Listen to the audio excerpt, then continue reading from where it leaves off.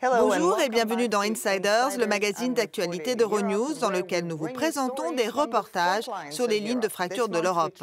Ce mois-ci, nous allons à Chemnitz en Allemagne. La ville a la réputation d'être un foyer d'extrémistes. Nous allons découvrir pourquoi dans votre reportage, Ayman. Merci d'être avec nous. Merci pour l'invitation. Alors regardons-le et restez avec nous. J'évoquerai ensuite avec Ayman son expérience sur le terrain. Autrefois ville socialiste modèle nommée Karl Marx City, Chemnitz, dans l'état de Saxe en Allemagne de l'Est, a connu des changements politiques spectaculaires au fil des ans. Devant cette statue, il y a moins de 30 ans, des citoyens de Chemnitz ont protesté pour que tombe le régime totalitaire. En août dernier, c'est un tout autre genre de manifestation qui a eu lieu ici. De violentes émeutes anti-immigrés ont fait de Chemnitz le symbole de l'extrême droite allemande qui s'affirme peu à peu. Tout a commencé ici quand un Allemand a été poignardé à mort. Les tueurs présumés, 2 réfugiés d'Irak et de Syrie. S'en est suivi une vague de protestations contre l'immigration réunissant des néo-nazis, des groupes d'extrême droite et des milliers de citoyens ordinaires. Ces manifestations ont marqué un tournant dans la progression de l'extrême droite déjà en hausse depuis la crise migratoire de 2015. L'AfD, Alternative pour l'Allemagne, un parti populiste anti-immigration, est au cœur de l'extrême droite allemande. Le parti existe depuis 6 ans et a déjà connu un succès retentissant, devenant le 3e plus grand parti au Bundestag. Ici, le leader du parti, Alexander Gauland, originaire de Chemnitz, parle de la violence de l'année dernière. Quand en plus de cela, tant de ces réfugiés enfreignent la loi, il n'est plus question d'être patient. Martin Schulz, ancien chef du parti du centre-gauche, le SPD, était outré par ces propos. C'est le genre de langage que nous avons entendu au Parlement il y a très longtemps. Il est temps que les démocrates de ce pays se lèvent à nouveau. C'est de la rhétorique, seulement de la rhétorique. Nous avons suivi l'AfD lors d'un rassemblement à Chemnitz, en campagne pour les élections européennes. Nous avons échangé avec leur candidat, Maximilian Krah.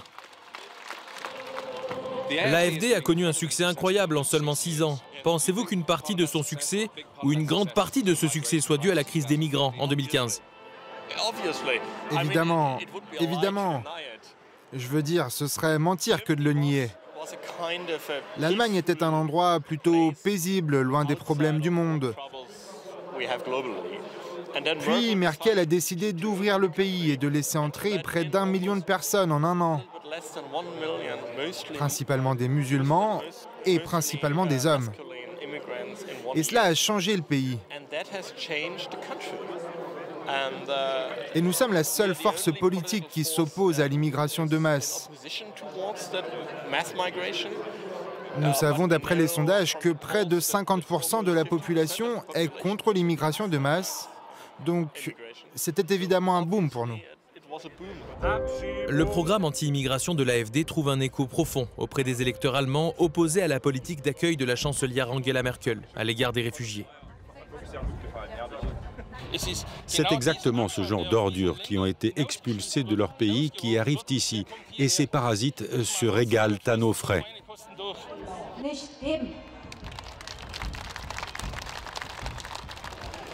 C'est assez choquant d'entendre le langage utilisé par certains partisans de l'AfD ici présents, qualifiant la gauche de parasites, les réfugiés d'insectes. C'est le genre de langage qu'on n'a pas entendu en Allemagne depuis les jours les plus sombres du fascisme allemand. L'AfD est juste derrière nous, il y a une barrière de policiers ici. Et juste de l'autre côté se déroule une contre-manifestation. Les 2 groupes ne sont qu'à une centaine de mètres l'un de l'autre.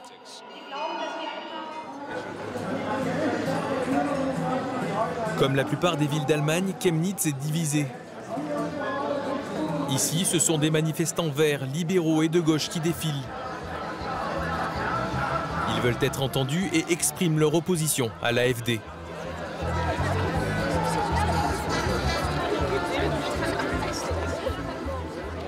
Que pensez-vous de la montée des partis nationalistes comme l'AfD dans votre ville? Eh bien, je ne suis pas vraiment sûr qu'ils soient en hausse. Personnellement, je pense qu'ils ont toujours été présents. Mais maintenant, ils sont plus confiants et oui, ils affirment qu'ils contrôlent la ville. Et ce n'est tout simplement pas vrai. Un autre événement politique avait lieu ce jour-là. Pro-Chemnitz, le mouvement de citoyens de droite qui a organisé les manifestations anti-immigrés de l'été dernier, organisait un barbecue pour célébrer l'ouverture de ces nouveaux bureaux. Tout comme lors du rassemblement de l'AfD, leur manifestation a suscité une vive protestation à l'extérieur. La police a dû séparer les deux groupes.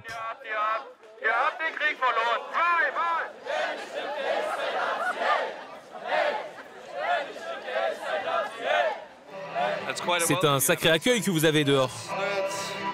Oui, ce sont nos meilleurs amis, les extrémistes de gauche. Et ils nous ont bien accueillis ce matin quand ils ont répandu de l'acide devant l'entrée. Ils ont mis de l'acide devant votre entrée? Traditionnellement, l'Allemagne est un pays où on est fier de ne pas être fier, justement, et où on ne parle pas de patriotisme. Vous pensez que c'est en train de changer? Ça n'a jamais été le cas dans l'ancienne RDA. Ce changement trouve ses racines dans la rééducation de l'après-guerre. Parce qu'à l'Ouest, les Américains et les Anglais disaient ou enseignaient que la pensée allemande, le style de vie et de pensée allemand, avait conduit au crime du national-socialisme.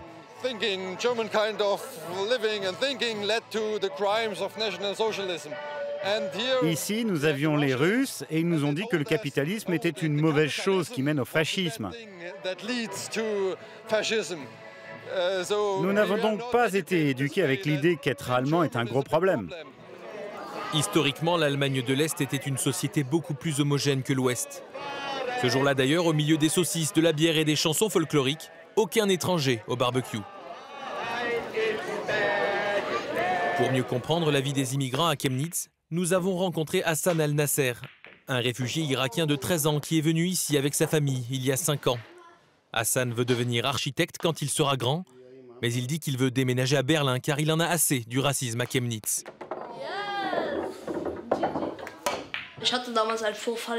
J'ai vécu un incident dans le tramway.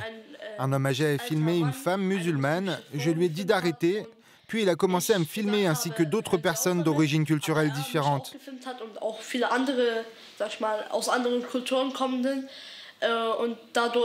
La situation s'est aggravée et il nous a crié qu'Hitler devrait nous mettre dans une chambre à gaz, comme à l'époque. Hassan n'est pas le seul à être victime de préjugés à Chemnitz. Laïla Ahmad, réfugiée libyenne, nous raconte qu'elle est confrontée à un incident raciste presque chaque semaine. J'ai perdu 5 ans. La principale raison pour laquelle je suis venue ici était la sécurité. Et en tant que femme avec un enfant. Mais je ne me sens pas en sécurité du tout. Nous sommes confrontés à la même situation qu'en Libye. Et plus encore. J'ai quitté la Libye parce que j'avais des problèmes psychologiques. Et j'avais peur pour mon fils. J'ai trouvé la même chose en Allemagne. Ce que je pense de la Libye, c'est qu'au moins, c'est mon pays. Peu importe la situation. Il y avait un certain respect pour les gens en tant qu'être humain. Ici, vous êtes un étranger. Tu es parti et tu as tout sacrifié. Tu as fait un voyage dangereux, tout sacrifié pour ton fils. Même lorsque j'exerce le droit le plus fondamental, pour moi, marcher dans la rue avec mon hijab, j'ai peur que quelqu'un me frappe. Je dis même à mon fils de ne pas parler aux gens. Depuis 2015, l'Allemagne a enregistré plus d'1,2 million de demandeurs d'asile. Chemnitz, cependant, a une population relativement faible née à l'étranger. Seulement 8%. Pourtant, les taux de crimes haineux contre les migrants sont plus élevés ici que dans le reste du pays. Nous avons rencontré André Locher, travailleur social d'une ONG d'aide aux victimes de violences racistes. Dans toute la Saxe, il y a eu 317 attaques, dont près de 80 à Chemnitz. C'est en augmentation par rapport à l'année précédente? C'est une augmentation d'environ 40% par rapport à l'année précédente dans toute la Saxe, et à Chemnitz, c'est environ 400%. Nous lui demandons pourquoi il pense que les comportements anti-immigrés se durcissent en Saxe. Un point important est que l'augmentation de la migration en Allemagne a déplacé l'ensemble du débat public vers la droite. L'AfD en a donc profité et n'a pas grand-chose à offrir de plus. C'est le sujet principal sur lequel les gens se concentrent.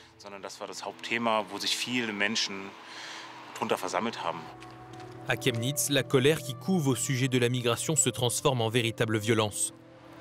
Nous rencontrons Massoud Hachemi, un réfugié politique iranien qui tient un restaurant persan. En octobre dernier, 3 hommes vêtus de noir ont pris d'assaut l'établissement. Un homme a fait ce salut et a dit « Heil Hitler ». Il l'a dit très fort et immédiatement il a commencé à casser des choses.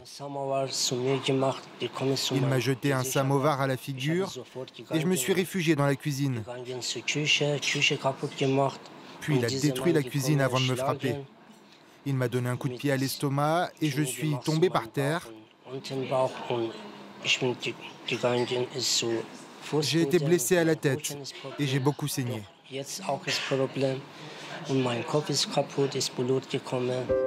Massoud a passé plus d'1 semaine à l'hôpital pour récupérer. Il ne comprend toujours pas pourquoi il a été attaqué.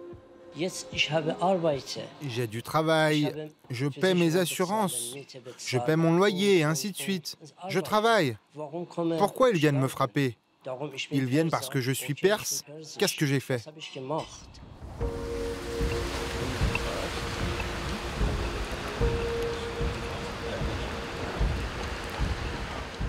Il n'y a pas que les immigrants qui sont victimes de crimes haineux de l'extrême droite. L'an dernier, aux abords de Chemnitz, un homme de 27 ans a été torturé à mort car il était homosexuel. Et signe inquiétant que les jours les plus sombres de l'Allemagne semblent être à nouveau d'actualité, l'antisémitisme est en hausse. Shalom, un restaurant cachère, a ouvert ses portes ici en 2000. Son propriétaire, dont la famille a survécu à l'Holocauste, affirme que l'endroit a été la cible d'attaques antisémites.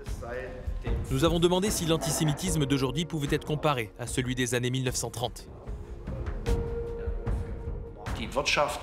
L'économie était beaucoup plus fragile. Le terreau de la pensée nationaliste était, à mon avis, beaucoup plus fertile. Aujourd'hui, par rapport à 1933, nous avons l'opportunité de la mondialisation. Et de ce fait, il existe une masse critique, positive, capable de montrer sa force démocratique.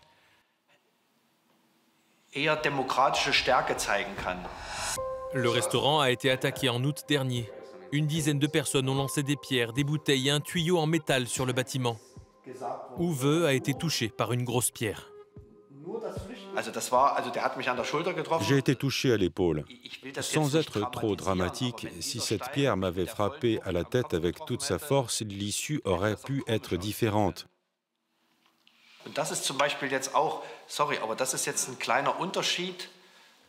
C'est l'une de ces petites différences par rapport à 1933. J'ai appelé la police. Et la police est venue. Et ils ont fait, à mon avis, un travail très professionnel.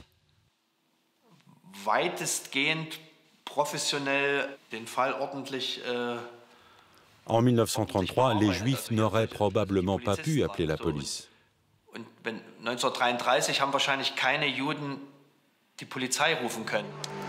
C'est notre dernier jour à Chemnitz et nous sommes avec 2 candidats de l'AfD en campagne pour les prochaines élections municipales. Encore une fois, le message central semble être celui de l'immigration et de l'intégration.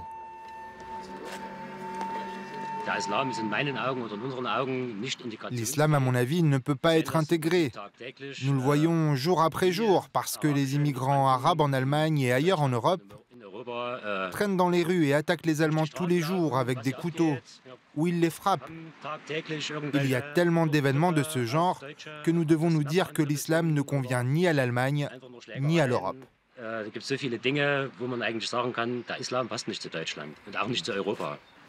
suis le fils d'un immigrant arabe. Vous ne croyez pas que je me suis bien intégré dans la société européenne? Je n'aurais pas pensé ça, bien joué. Je dirais que vous êtes bien intégré dans votre pays. Je suppose que vous êtes ici depuis de nombreuses années. Que puis-je dire d'autre?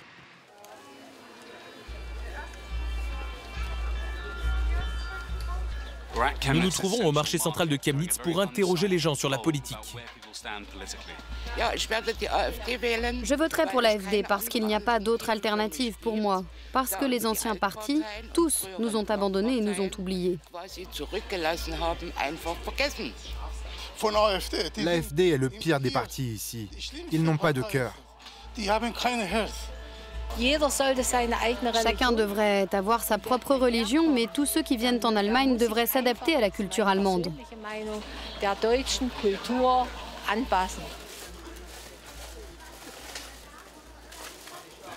Chemnitz a aujourd'hui la réputation d'être une ville d'extrême droite, mais après avoir passé du temps ici cette semaine, je ne suis pas sûr que cela soit juste. C'est vrai, les crimes haineux sont en hausse, tout comme le racisme occasionnel et le soutien à des partis comme l'AfD. Mais on est loin des années 1930.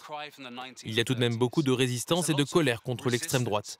La question est de savoir si cela suffira à empêcher le centre de basculer à droite, dans ce pays considéré comme le défenseur d'une Europe libérale et tolérante.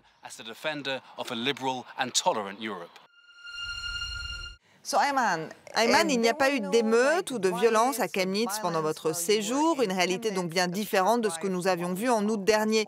Est-ce que ça veut dire que c'est un retour à la normale? Pas tout à fait. Les rues sont peut-être plus calmes, mais il y a plusieurs exemples qui montrent que l'extrême droite semble assez forte à Chemnitz. Les crimes haineux, par exemple, sont en augmentation à Chemnitz en particulier et en Saxe en général.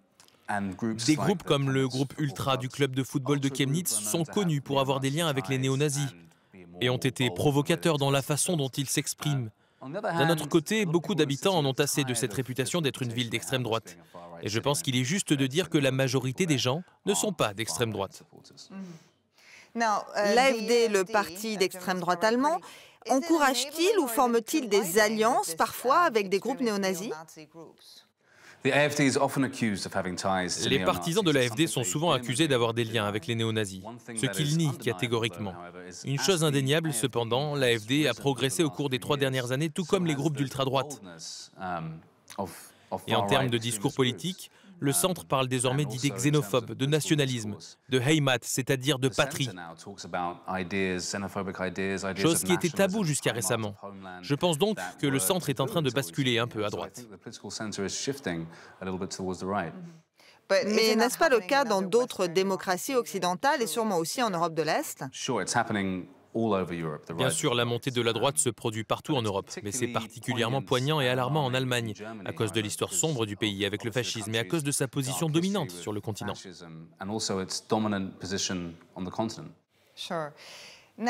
Une des personnes que vous interviewez évoque le fait qu'historiquement, être allemand signifie quelque chose de différent en Allemagne de l'Est et en Allemagne de l'Ouest, qu'il est normal d'être fier d'être allemand, d'être nationaliste à l'Est. Est-il juste de dire aussi que la droite et l'extrême droite sont plus présentes en Allemagne de l'Est qu'en Allemagne de l'Ouest?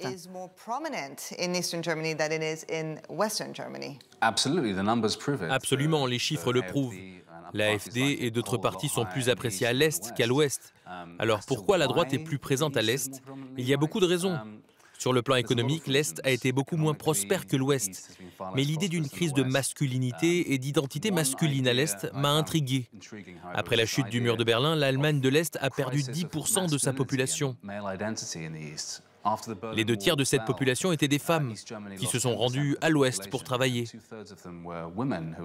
Par conséquent, littéralement et métaphoriquement, cela a provoqué la colère de beaucoup d'hommes blancs qui ne trouvaient pas vraiment leur place dans la nouvelle Allemagne.